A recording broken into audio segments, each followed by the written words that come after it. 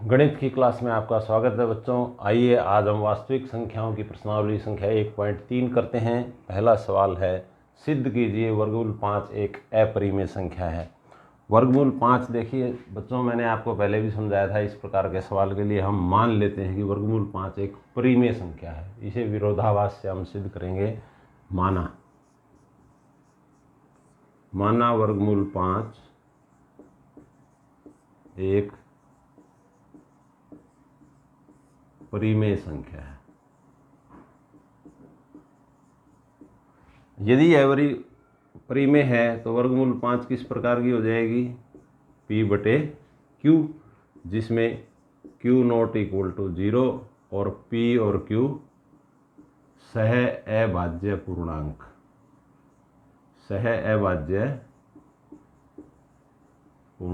है। अब देखिए P और Q जो है सह अभाज्य पूर्णांक है। हम क्या करते हैं, इस Q को इधर ले जाएंगे तो ये हो जाएगा P बराबर है वर्गमूल 5Q। अब दोनों तरफ वर्ग करेंगे तो ये हो गया P का वर्ग बराबर है 5Q का वर्ग। ये कैसे आया? वर्ग करने पर। अब इसका मतलब क्या हो गया? P का वर्ग जो है 5 का गुणांक है। इसका मतलब क्या है? P का वर्ग 5 का गुणांक है। इसका मतलब P का वर्ग 5 से भाग जाएगा। P स्क्वेयर 5 से भाज्य है। 5 से भाज्य है तो मैं इसका मतलब P का वर्ग 5 से भाज्य है तो P भी जो है 5 से भाज्य है।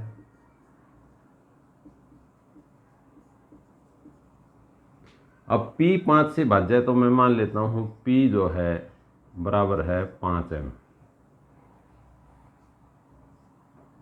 जहां m क्या है? कोई पूर्णांक है, m पूर्णांक के लिए। और इसका मतलब P का वर्ग जो है 25m का वर्ग हो गया वर्ग करने पर।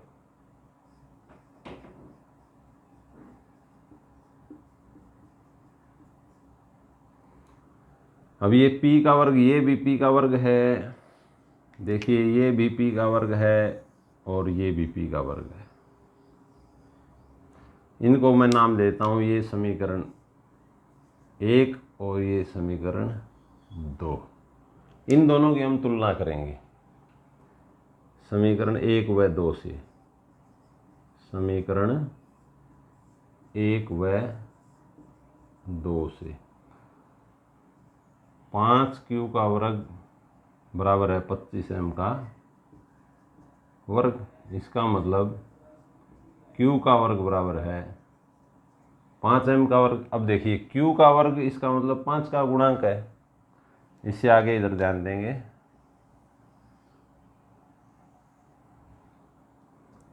इसका मतलब Q का वर्ग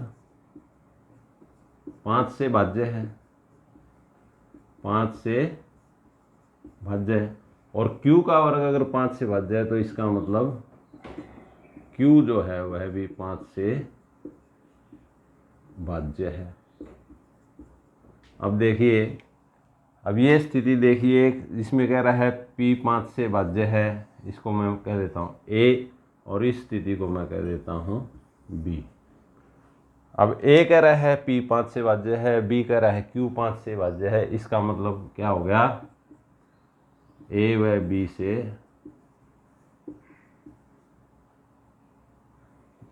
से क्या निष्कर्ष निकलता है? P और Q सह अभाज्य नहीं है, क्योंकि दोनों 5 से भाज्य है तो सह अभाज्य नहीं है। जबकि हमने क्या माना था? P और Q सह अभाज्य पूर्णांक है। अतः हमने जो माना था वह त्रुटिपूर्ण है।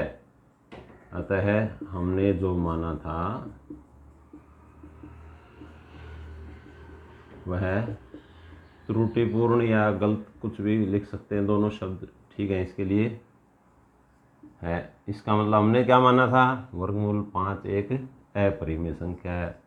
अतः वर्गमूल 5 एक अपरिमेय संख्या है। परिमेय माना था ना, लेकिन यह क्या हो गई, इसका मतलब एक अपरिमेय संख्या है। अगला सवाल देखिए बच्चों, सिद्ध कीजिए 3 जमा 2 वर्गमूल 5 एक अपरिमेय संख्या है। ये थोड़ा और भी आसान है। मान लेते हैं, माना 3 जमा 2 वर्गमूल 5 परिमेय संख्या है। क्या मान लिया हमने इसको? परिमेय संख्या मान लिया। अब परिमेय मान लिया तो किस प्रकार की होगी? p बटे q प्रकार की होगी। इसका मतलब है 3 जमा 2 वर्गमूल 5 बराबर है p बटे q। p और q क्या है? सह अभाज्य पूर्णांक है। सह अभाज्य पूर्णांक। यहाँ देखिए बच्चों, अब 3 को मैं उधर ले जाऊंगा तो ये हो जाएगा 2 वर्गमूल 5 बराबर है p बटे q घटा 3, और इस 2 को भी ले जाऊंगा तो यहाँ आ जाएगा मेरे पास वर्गमूल 5 बराबर है 1 बटे 2 p बटे q माइनस 3।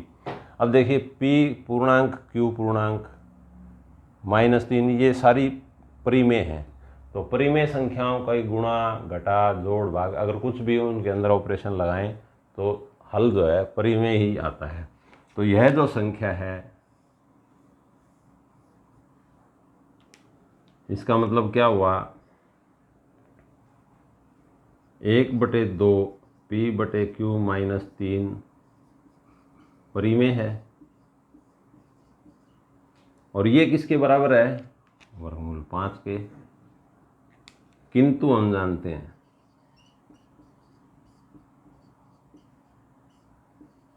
क्या जानते हैं भाई? कि वर्गमूल 5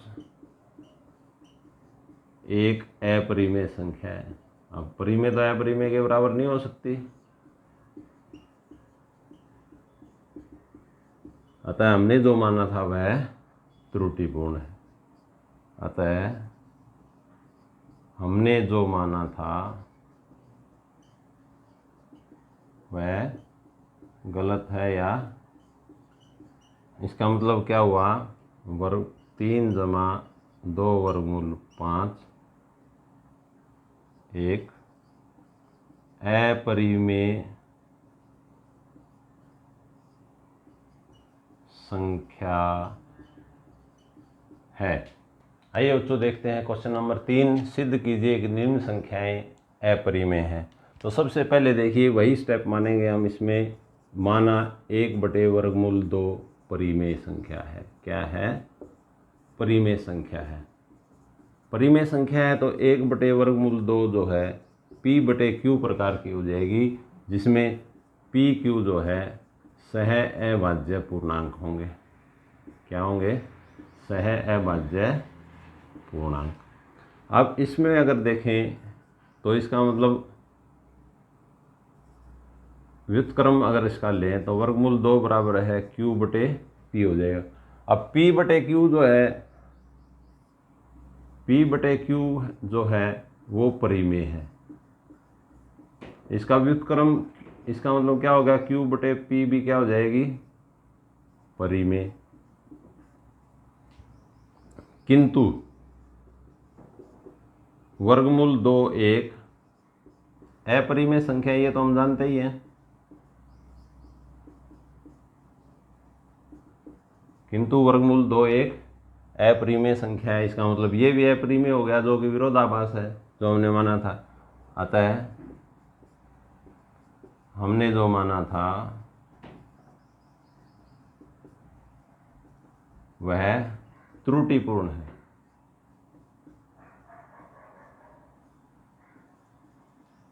इसका मतलब क्या हो गया? 1 बटा वर्गमूल 2 जो है एक अपरिमेय संख्या है। कैसी संख्या है? अपरिमेय संख्या है। इसी प्रकार बच्चों इसको भी देखेंगे, जो दूसरा भाग है 7 वर्गमूल 5। माना 7 वर्गमूल 5 जो है परिमेय है, परिमेय संख्या है। अगर ये परिमेय संख्या है तो किस प्रकार की होगी, P बटे Q प्रकार की होगी। और PQ क्या है, सहअभाज्य पूर्णांक है। इसका मतलब क्या होगा, अगर हम इस 7 को ले जाएं उधर तो ये इधर बच गया वर्गमूल 5, तो P बटे 7Q। अब देखिए P बटे 7Q क्या है, परिमेय। इसका मतलब क्या हो गया, वर्गमूल 5 परिमेय है, जो कि एक विरोधाभास है। किंतु हम जानते हैं कि वर्गमूल 5 अपरिमेय संख्या है, जो कि अतः हमने जो माना था वह त्रुटिपूर्ण है। और त्रुटिपूर्ण है तो इसका मतलब 7 वर्गमूल 5 अपरिमेय संख्या है। Share, like and subscribe this video.